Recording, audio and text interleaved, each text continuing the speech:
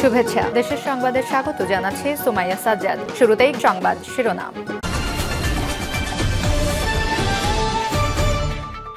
হাসানাত আব্দুল্লাহকে কড়া হুঁশিয়ারি দিলেন বিন ইয়ামিন মোল্লা। এরপর জানিয়ে দেব, বিএনপি নেতা খালেকের মৃত্যুতে বাসায় ছুটে গেলেন জামায়াতে আমির ডাক্তার শফিকুর রহমান। আরো জানিয়ে দেব, 15 বছরের গুম শেখ হাসিনা সহ 11 জনের বিরুদ্ধে ট্রাইব্যুনালে গ্রেপ্তারি পরোয়ানা। এদিকে তারেক রহমানকে রিমান্ডে নিষ্ঠুর নির্যাতন করা হয়েছে বলছেন ব্যারিস্টার খোকন। এবং সর্বশেষ জানিয়ে দেব, পিআর পদ্ধতির নির্বাচন চালু করতে প্রয়োজনে গণভোট দিন বলছেন সেলিমউদ্দিন। শিরোনাম শুনলেন, এখন বিস্তারিত। তবে তার আগে ভিডিওটিতে একটি লাইক, কমেন্ট, শেয়ার করে সবাইকে দেখার সুযোগ করে দিতে বিশেষ অনুরোধ রইল। হাসানাত আব্দুল্লাহকে কড়া হুঁশিয়ারি দিলেন বিন ইয়ামিন। বৈষম্য বিরোধী ছাত্র আন্দোলনের আহ্বায়ক হাসানাত আব্দুল্লাহকে উদ্দেশ্য করে কড়া হুঁশিয়ারি দিয়েছেন ছাত্র অধিকার পরিষদের সভাপতি বিন ইয়ামিন মোল্লা। তিনি বলেন, হাসানাত আব্দুল্লাহ জানেন না আন্দোলন কিভাবে চলেছে এবং কিভাবে এটি পরিচালিত হচ্ছে। বিন ইয়ামিন মোল্লা বলেন, হাসানাত জানে না যে আন্দোলন কে চালাইছে। তারা মিডিয়ায় হাইলাইট হয়েছে। সে নিজেই বলেছে তারা ডিজিএফআই এর নজরবন্দি। তারা যদি নজরবন্দি থাকে তাহলে আন্দোলন চলেছে কিভাবে সেটি তারা জানে না। তিনি বলেন, আন্দোলন কিভাবে চলেছে সেটা জানে ছাত্র অধিকার পরিষদ, শিবির, ছাত্রদল, ফেডারেশন, ইউনিয়ন সহ যারা রাজনৈতিক শক্তিগুলো। বৈষম্য বিরোধী ছাত্র আন্দোলনের সেই সব নেতৃবৃন্দ যারা ডিজিএফআই এর কাছে মাথা নত করেনি, আমি তাদেরকে স্যালুট জানাই। ইয়ামিন আরো বলেন, কিছুদিন আগে সমন্বয়ক আব্দুল কাদের ফেসবুকে পোস্ট দিয়ে বলেছেন এক দফার অনেকে বিরোধিতা করেছে। তাকে জিজ্ঞেস করলে বের হয়ে আসবে কারা কারা বিরোধিতা করেছে। তাহলে বের হয়ে আসবে কেন বাংলাদেশে এখনো সংহতি হচ্ছে না। হুঁশিয়ারি দিয়ে ইয়ামিন বলেন, আপনারা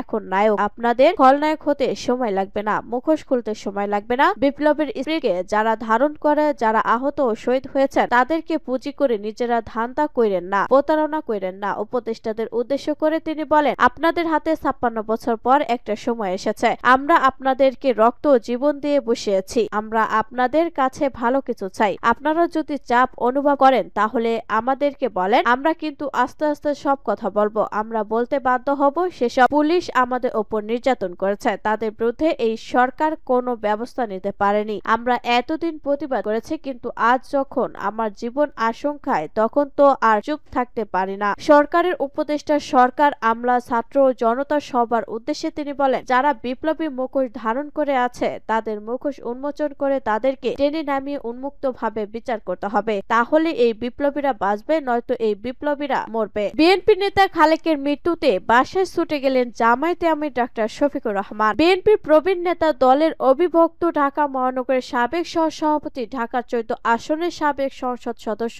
এস এ খালেকের ইন্তেকাল পরিবারকে সান্ত্বনা দিতে রাজধানী মিরপুরের দারুস সালামের মরহুমের বাসায় ছুটে যান বাংলাদেশের জামায়াত ইসলামী আমির ডাক্তার শফিকুর রহমান। জামায়াত আমির মরহুমের লাশ দেখেন এবং শোক সন্তপ্ত পরিবারকে সান্ত্বনা দিয়ে মরহুমের মাগফিরাত কামনা করে দোয়া করেন। তিনি মানব কল্যাণে করা মরহুমের বিভিন্ন ভালো উদ্যোগগুলো স্মরণ করেন। শোক সন্তপ্ত পরিবারের সদস্যদের ধৈর্য ধারা তৌফিক কামনা করেন জামায়াতে আমির। ঢাকা মহানগরী উত্তর জামায়াতের শোক। বিএনপি নেতা এস এ খালেকের ইন্তেকাল গভীর শোক প্রকাশ করেছেন কেন্দ্রীয় নির্বাহী পরিষদ সদস্য ঢাকা মহানগরী আমির মোহাম্মদ সেলিমউদ্দিন এবং কেন্দ্রীয় কর্ম পরিষদ সদস্য মহানগরী সেক্রেটারি ডক্টর মোহাম্মদ রেজাউল করিম। রোববার এক শোক বার্তা নেতৃবৃন্দ বলেন, এস এ খালেকের ইন্তেকাল দেশ একজন মানব দরদী মানুষকে হারালো। মানুষ কল্যাণে এস এ খালেকের অবদান অতুলনীয়। তার ভালো কাজগুলো কবুল করে তাকে জান্নাত দান করুন সে দোয়াও করেন নেতৃবৃন্দ।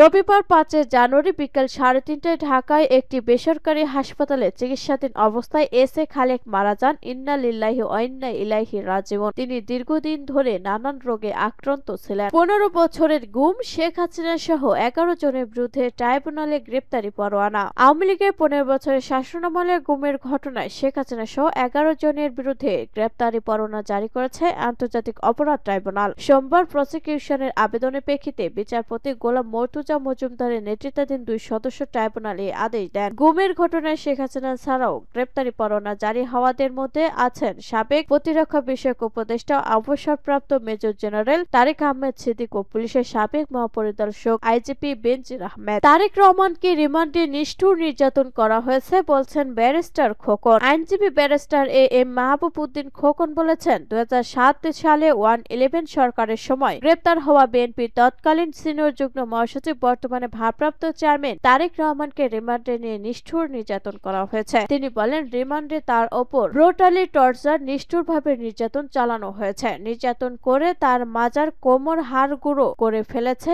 এটা কখনো রিপেয়ার হবে না। রোববার 5 জানুয়ারি চাঁদাবাজির অভিযোগে তারেক রহমানের বিরুদ্ধে করা 4টি মামলা বাতিলের বিরুদ্ধে রাষ্ট্রপক্ষের লিভ টু আপিল শুনানিতে এমন মন্তব্য করে ব্যারিস্টার মাহবুব উদ্দিন খোকন। শুনানি শেষে আপিল বিভাগ রাষ্ট্রপক্ষের আবেদন খারিজ করে দেন। শুনানিতে মাহবুব উদ্দিন খোকন বলেন, তারেক রহমানকে এ মামলায় শোন অ্যারেস্ট করে রিমান্ডে নেওয়া হয়। তার ওপর টর্চার করা হয়েছে, ব্রুটালি টর্চার, নিষ্ঠুরভাবে নির্যাতন করা হয়েছে। তার মাজার কোমর হাড় গুঁড়ো করে ফেলেছে। এটি কখনোই রিপেয়ার হবে না। অথচ মামলাগুলোতে তার নামই ছিল না। রাষ্ট্রপক্ষের আবেদন খারিজ করে আপিল বিভাগের আদেশের পর ব্যারিস্টার কায়সার কামাল বলেন, এ মামলায় এফআইআর এর তারেক রহমানের নাম ছিল না। রাজনৈতিকভাবে তারেক রহমান ও বিএনপিকে বিতর্কিত করতে এসব মিথ্যা মামলা দেয়া হয়। তিনি বলেন, পরবর্তীকালে হাইকোর্ট মামলাগুলো রেস্ট করে রুল জারি করেন। গত কয়েক মাস আগে রুল শুনানি করি। শুনানি শেষে হাইকোর্ট বিভাগ মামলাগুলো বাতিল করেন। বাতিলের বিরুদ্ধে রাষ্ট্রপক্ষ আপিল বিভাগের আবেদন করে। উভয় পক্ষের শুনানি শেষে আপিল বিভাগ আবেদন খারিজ করেন। ফলে হাইকোর্টের রায় বহাল থাকলো। কায়সার কামার বলেন, মামলাগুলোতে বলা হলো চাঁদা দাবির করা হয়েছে,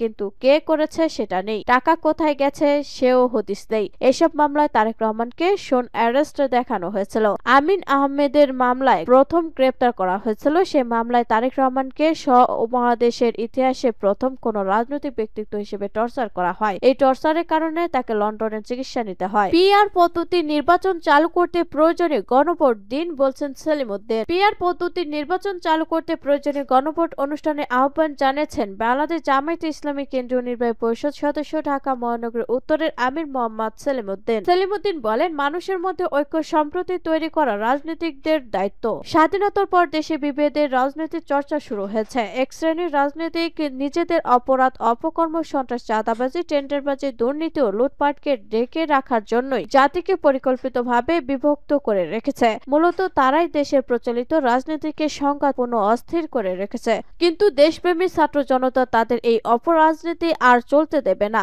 তারা অতীত বৃদ্ধ থেকে বেরিয়ে আসতে না পারলে জনগণ ঘুমিয়ে তামাশাও দেখবে না। যারা এখনো জনগণকে বোকা ভাবেন তাদের পরিণতি স্বৈরাচারের চেয়ে ভয়াবহ হবে।